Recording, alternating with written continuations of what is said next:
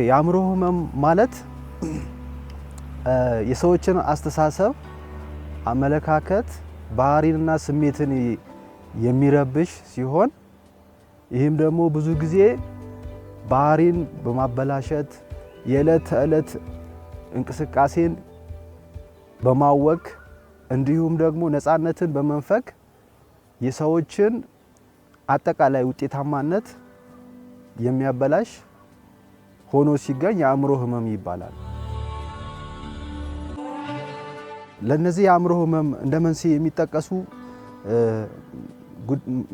ጉዳዮች አሉ። አንደኛው ስነ አካላዊ ወይም ባዮሎጂካል የሚባለው ነው። እዚህ ውስጥ ለምሳሌ በዘረመል ሊመጣ ይችላል ወይም ጄኔቲክ የሚባለው የአእምሮ ህመምን ሊያመጣ ይችላል። የአእምሮን ወይም ብሬን ኬሚስትሪ መቃወስ የአእምሮ ህመምን ሊያመጣ ይችላል። እነዚህ በስነ አካላዊ ስር የሚካተቱ ናቸው። ሌላኛው ሱስ ነው። ሱስ ለረጅም ጊዜ በሱስ ውስጥ መቆየት የአእምሮ ህመምን ሊያመጣ ይችላል። ሌላኛው ደግሞ ስነ ልቦናዊ ቀውስ ወይም ሳይኮሎጂካል ክራይሲስ መኖር ነው ከአእምሮ ህመም መንስኤዎች መካከል የሚመደበው።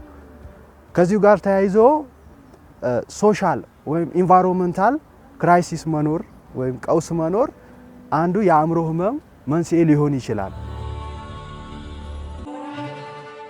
የአእምሮ ታማሚዎች ከሚያሳዩት ምልክቶች መካከል ለምሳሌ ከማህበረሰቡ መነጠል አንዱ ትልቁ ምልክት ሊሆን ይችላል። ከዛ ግለሰባዊ ኬር ማድረግ አለመቻል፣ ስራን በአግባቡ መከወን ያለመቻል፣ እንዲሁም ማህበራዊ ኃላፊነትን መወጣት ያለመቻል ከአእምሮ ህመም ምልክቶች ሊሆኑ ይችላሉ። ማንኛውም የአእምሮ ህመም መታከምና እርዳታ ማግኘት የሚችል ነው። እንደ ማንኛውም አካላዊ ህመም መታከም ይችላል። ስለዚህ ከህክምናዎቹ መካከል በዋናነት የመድኃኒት ሜዲኬሽን አሲስታንት ነው ትልቁ እና ብዙ አይነት መድኃኒቶች አሉ በሀገራችን ውስጥ የሚሰጡ። እነዛ መድኃኒቶች በአግባቡ ታካሚው መከታተል የሚችል ከሆነ ከአእምሮ ህመም ነፃ መሆን ይችላል። ሌላኛው ሳይኮሎጂካል ሰፖርት ነው። ቴራፒዎች አሉ፣ ብዙ አይነት ቴራፒዎች አሉ። እነዛን ቴራፒዎች በተገቢው ጊዜ ማግኘት ከቻለ አንድ የአእምሮ ህመምተኛ አሁንም የመሻል እድሉ በጣም ከፍተኛ ነው ማለት ነው። ሌላኛው ሰፖርት ነው ወይም ድጋፍ ነው።